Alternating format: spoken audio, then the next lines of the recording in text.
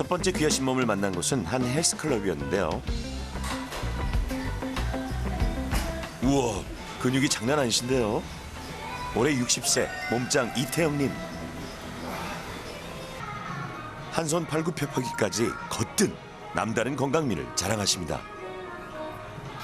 땀 흘린 만큼 수분 보충은 필수죠. 아무래도 운동하시다 보면은 물을 많이 자주 드시게 되시죠? 숨도 차고 목도 마르지만 의도적으로 많이 마시려고 노력하고 있어요. 60세라는 나이가 무색하게 건강한 몸을 가진 태영님. 그런데 어떤 고민이 있으실까요? 저는 요즘 들어서 밤에 2번, 3번 깨는데요. 그 이유가 부끄럽지만 소변 때문입니다. 2년 정도 된 것 같아요. 제 그냥 기억에는. 그때 처음에는 그냥 내가 뭐 물을 많이 먹어서 그런가 보다 하고 그냥 넘어갔는데 점점 늘어가더니 2번이 3번도 되고 해서 심각성을 좀 느꼈죠.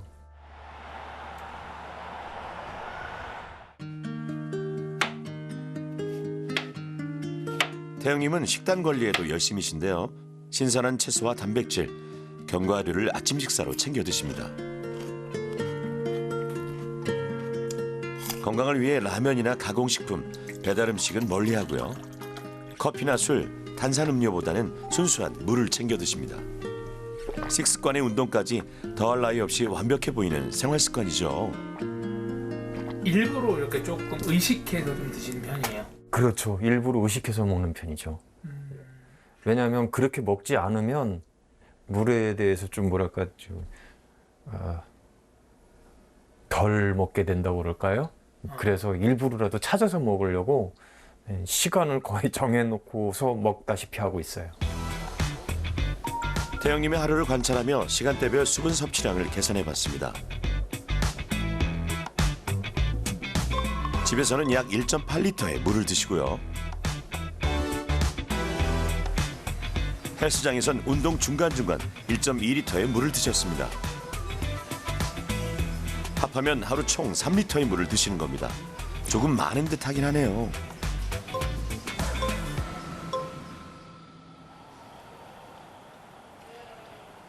그날 밤 자정을 넘긴 시각. 마지막으로 물 한 컵 드시고 잠자리에 드는 태영님.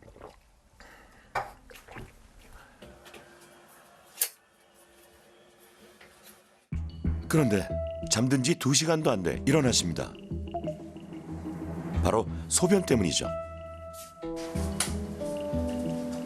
하룻밤 사이에도 2~3차례 소변을 보고 싶어서 잠에서 깨는 건데요. 이렇게 한번 깨면 다시 잠들기 어려워 잠을 설칠 수밖에 없습니다. 한 30분 정도는 화장실 갔다 오고 나서 뒤척뒤척거리죠. 그러니까 2번을 깨면 수면 시간 1시간의 방해를 받는 거고 3번 깨면은 1시간 반 정도의 이 수면이 질이 떨어지니까 삶의 질이 좀 떨어졌다는 생각을 좀 많이 해요. 60대에 접어들며 하루가 다르게 달라지는 게 또 있습니다. 그렇게 화장실을 가도 소변 보는 게 영 시원치 않다는 거죠. 흔히 말하는 오줌팔이라고 그러잖아요.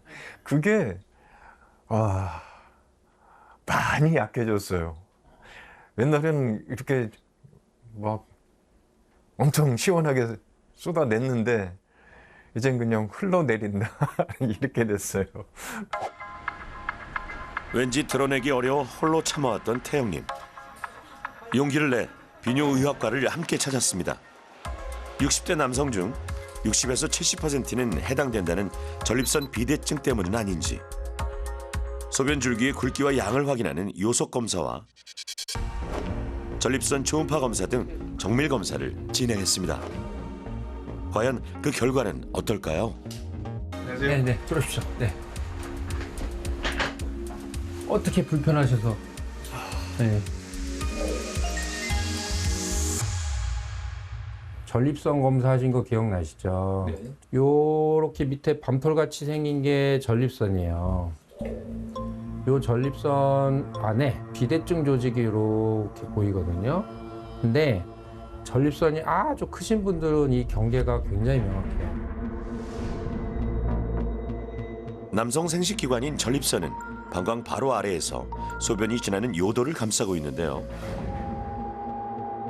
노화와 남성 호르몬의 영향으로 전립선이 커지게 되면 소변이 지나가는 요도를 압박하면서 소변 보기가 힘들어집니다. 바로 전립선 비대증이죠.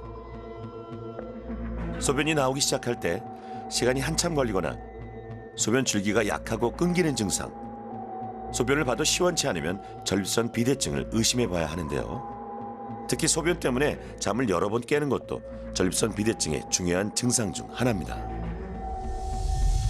과거에는 전립선이 거의 다 범인이다. 얘가 문제다. 전립선 비대증이 나이 들면 생기니까 이것 때문에 저항이 올라가서 찔찔찔 또는 한참 걸리고 이런 상황이 온다라고 설명을 하는데, 요새는 방광 수축력, 소변 볼 때 방광이 짜주는 힘도 나이 들면서 점점, 아까 말씀드렸지만 나이 들면 이제 탄성이 떨어지기 때문에 이 두 가지를 같이 봐야 됩니다.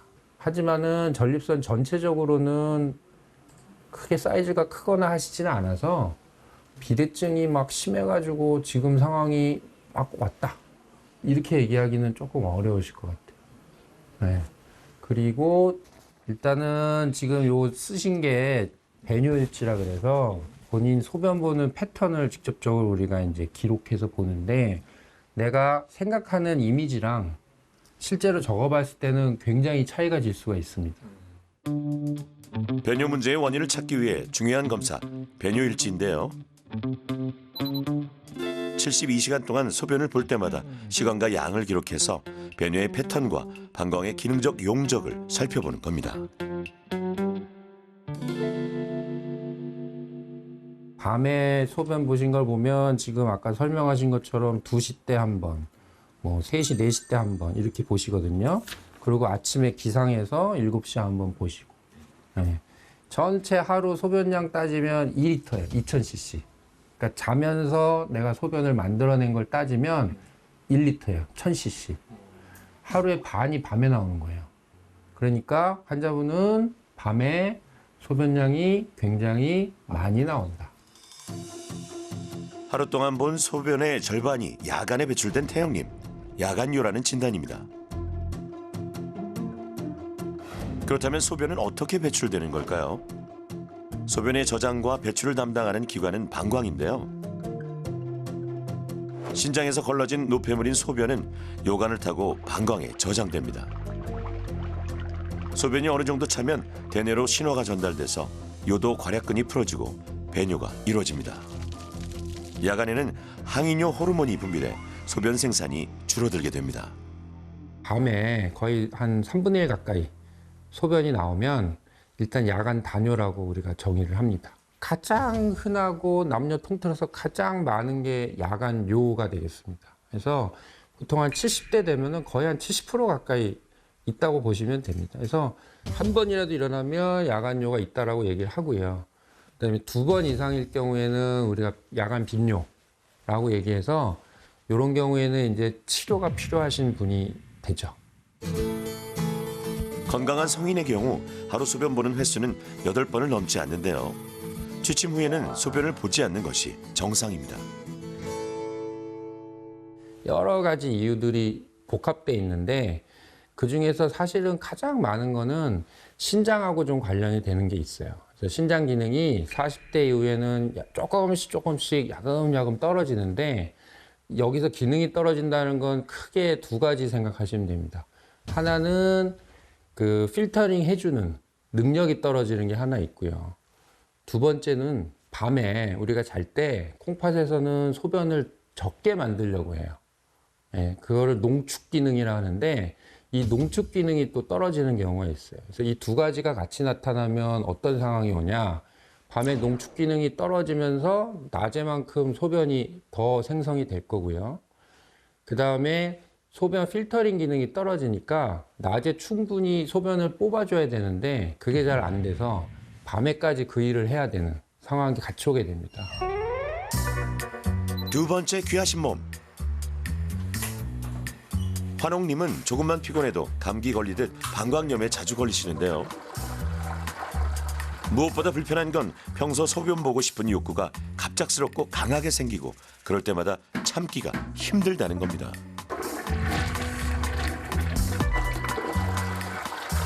너무 자주 가요.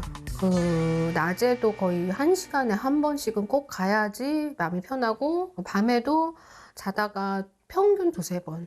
뭐 모임을 하다가도 중간에 나가야 되고, 일을 하다가도 중간에 자주 비우니까 좀 눈치가 보이고, 그리고 화장실 없는 곳에 가면 마음이 불안하고. 그래서 한번 끊을게요. 한번 끊고. 인터뷰가 끝나자마자 어딘가 불편해 보이는 한옥님. 저 화장실 좀 갔다 올게요. 1시간에 한 번꼴로 화장실을 가야 하니 곤란할 때가 한두 번이 아닙니다.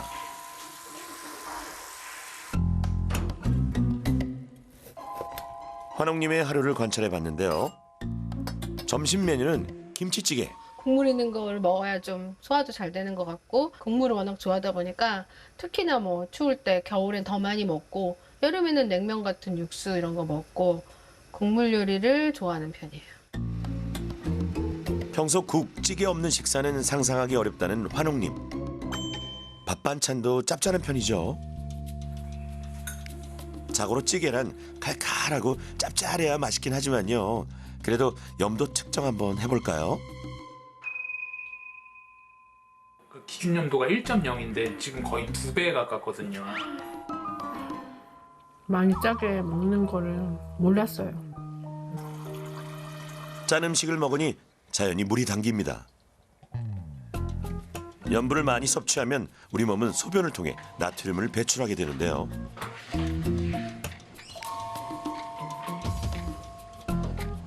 혹시 환옥님의 소변 문제는 자극적인 식습관 때문이 아닐까요?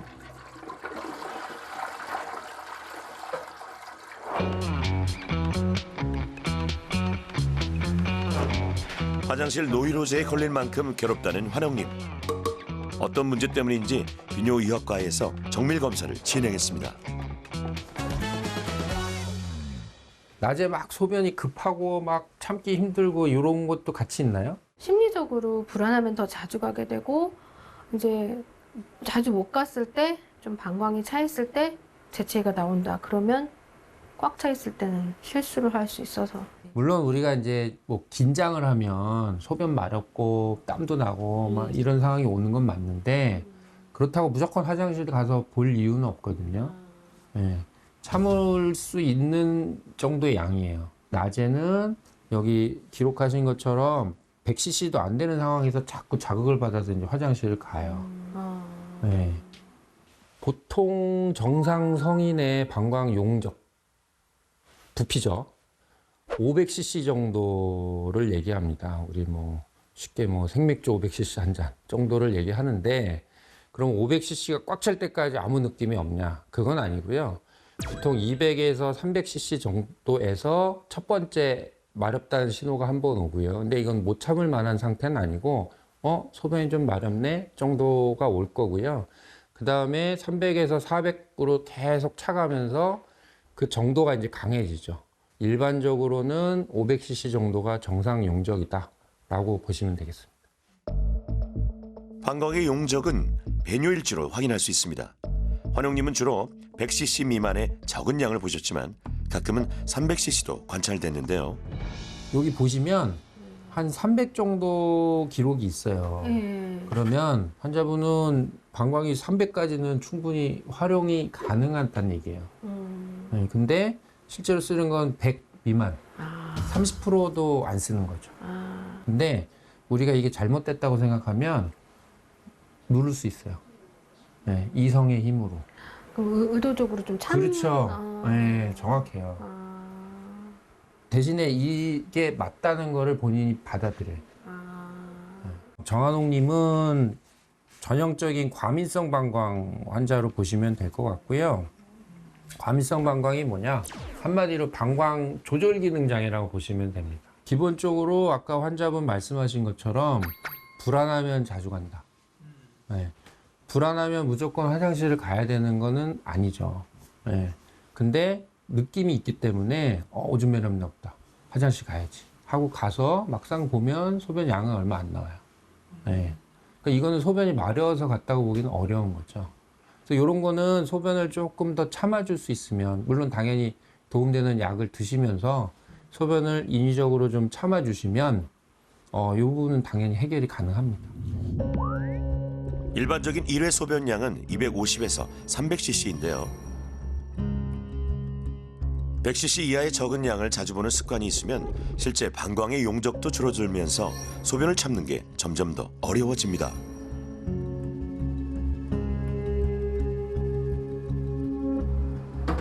반대로 소변을 너무 오래 참아서 많은 양을 보는 건 괜찮을까요? 정상이 500이라고 다 500이 나오진 않고, 어떤 분은 막 700, 800 나오는 분도 있고, 이건 과팽창이라 그래서 이건 좋지 않나요? 방광 근육이 과하게 스트레칭 되면서 이제 스트레스를 받는 거기 때문에 이런 게 너무 빈번하게 가면은 방광이 늘어나 버리고 나중에는 상처가 나기 때문에 근육이 다시 쪼그라들면서 두꺼워집니다. 그래서 방광 노화가 빨리 진행이 되는 가장 큰 이유 중에 하나가 방광 과팽창이 되거든요. 소변 양을 늘려야 됩니다.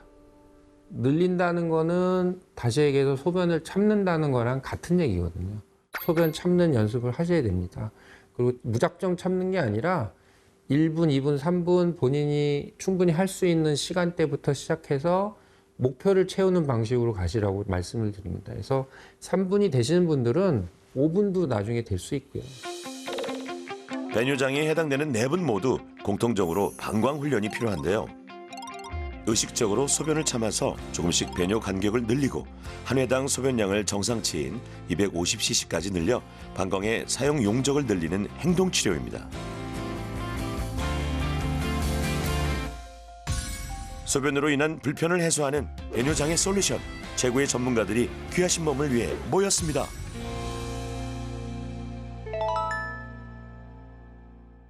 가장 중요한 게 수분. 그러니까 물 종류나 이제 음료, 수분을 적절하게 섭취하는 거예요. 이 적절이라고 하는 게 참 어려운데, 배뇨 장애가 있는 경우에는 적절한 수분 양을 하루에 1리터에서 1.5리터 드시도록 권장을 하고 있습니다. 하루 3리터씩 드시던 우리 태영님, 2배나 많이 드시던 거였네요.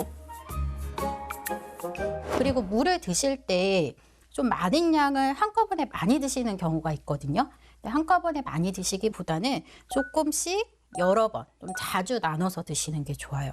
근데 자주 나누어서 먹는다 하더라도 취침하기 전에 4시간 전에는 가급적이면 수분 섭취를 제한해 주셔야 돼요. 자기 4시간 전부터 물을 드시지 마세요 라고 얘기를 하면 잘 지킬 수 있을 것 같으세요? 줄일 수는 있을 것 같은데 아예 안 먹을 수는 없을 것 같아요. 뭐 때문에 어려우실까요? 그 목마름 증상이 심하니까. 네. 그래서 그럴 때는 시원한 물을 입을 한번 헹궈내시면 좀 도움이 될 수 있을 것 같아요. 그래서 삼키는 것보다는 우리 각을 하듯이 우물우물 한 다음에 그러니까 입안을 좀 마르지 않게 적셔주는 거죠. 그 다음에 이제 물을 좀 뱉어내는 거, 혹은 그래도 너무 힘들면 무설탕, 껌이나 사탕 그런 것들을 좀 활용할 수 있을 것 같습니다. 그런데 교수님, 보통 물은 많이 먹을수록 건강에 좋다고 생각하시잖아요. 잘못된 상식일까요? 수분 섭취가 이제 많이 먹으면 건강에 좋다라는 거를 일반적으로 많이들 이제 상식같이 받아들이시는데, 몸이 정상적인 부분, 기능이 정상적인 부분에서는 우리 몸에서 충분히 흡수가 돼서 해결을 하기 때문에 아무 말썽이 안 됩니다. 그런 분들은 제외하고 과민성 방광이 있는 화장실 자주 다니시는 분들은 과다한 수분 섭취는 증상을 악화시키는 가장 큰 이유가 됩니다. 그래서 이건 좀 피하시는 게 좋겠고, 어르신들 같은 경우에는 신장 기능, 심장 기능 이런 모든 장기 기능이 다 떨어지는 연세들이기 때문에 이런 경우에는 오히려 병을 키우는 거죠. 저희가 오늘 골반 저근 운동을 배울 건데, 이제 골반 저근 운동은 이미 되게 생소한 운동이라고 생각하실 수도 있어요. 그런데 집에서 우리가 매일매일 꾸준하게 해야 하는 운동이고, 그렇게 했을 때 정말 효과가 정말 뛰어나게 있습니다. 골반 저근 강화 운동은 굉장히 도움이 되죠. 남자 같은 경우에는 이제 항문 쪽에서 항문 힘을 줬을 때 예를 들어서 제가 손가락에 뭐 이렇게 해가지고 항문에 요만큼 2마디 정도를 넣고 항문을 조였을 때 손가락 조이는 힘이 충분히 느껴지면 그때는 자동으로 우리 괄약근 근육이 같이 움직입니다. 그래서 이 운동을 하시는 게 남자 같은 경우는 도움이 되고요. 여성분들은 한 2마디 정도 질에다가 요만큼만 크림 묻혀서 장갑 끼고 넣고서 본인이 조여서 힘줘서 느낌이 올 때가 있어요. 근데 그걸 반복해서 기억을 해놨다가 그 다음에 그 쾌겔 운동이라는 골반적인 운동 동작을 따라서 꾸준히 연습해 주시면 도움이 됩니다. 양발 어깨 넓이만큼 두시고 양손은 앞쪽으로 의자를 가볍게 잡을게요. 절대 세게 잡지 마시고 그리고 이 상태에서 발가락을 5도 정도 바깥쪽으로 보내주기. 자, 이제 천천히 뒤꿈치를 드시면서 몸이 올라가는 느낌을 주실 건데 쪽 소변 참는 힘을 5초간 서서히 주시면서 그 힘을 그대로 잡고 천천히 뒤꿈치를 떼주면서 올라갈 거예요. 그리고 발 뒤꿈치가 서서히 내려올 때 아래쪽 힘을 부드럽게 천천히 풀어주고 숨을 그 자리에서 들이마시면서 골반 저근을 천천히 아래쪽으로 팽창시킨다 생각해 주시고 들이마셨다가 내쉬면서 골반 저근을 서서히 5초간 수축을 해주시면서 수축한 힘을 그대로 유지하고 뒤꿈치를 하나씩 천천히 들어 올려주고 그대로 힘을 서서히 풀어주면서 내려오도록 하겠습니다. 이때 힘이 들어오는 지점은 여성의 경우에는 회음부 주변에 자극이 들어오실 거고요. 남성의 경우에는 괄약근 쪽에 힘이 들어오실 겁니다. 좀 더 쉽게 설명드리면 우리가 소변을 보다가 일부러 멈췄을 때 그때 소변을 멈추기 위해 사용한 근육이 바로 골반저근입니다. 저희 이제 앉아서 하는 운동을 해볼게요. 이제 준비 자세가 상체를 약간 앞쪽으로 숙인 상태에서 시작을 할 거고요. 이 자리에서 손은 가볍게 무릎 위에 얹어주시고 그 자리에서 숨을 들이마시면서 내 골반 저근이 의자에 더 가까워진다 생각하고 숨을 한번 천천히 깊게 한번 들이마셔 볼게요. 의자에 가까워진 골반 저근을 이제 내 몸 쪽으로 가져온다 생각하고 5초간 서서히 수축을 한번 해볼게요. 하나, 둘, 셋, 넷, 다섯. 힘 서서히 풀어주시면서 상체가 다시 원위치로 돌아올 거예요.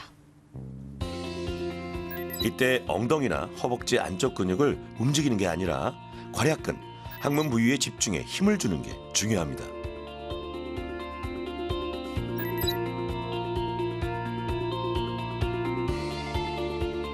힘을 줄 때는 숨을 멈추지 않고 호흡과 함께 해야 효과를 볼 수 있고요.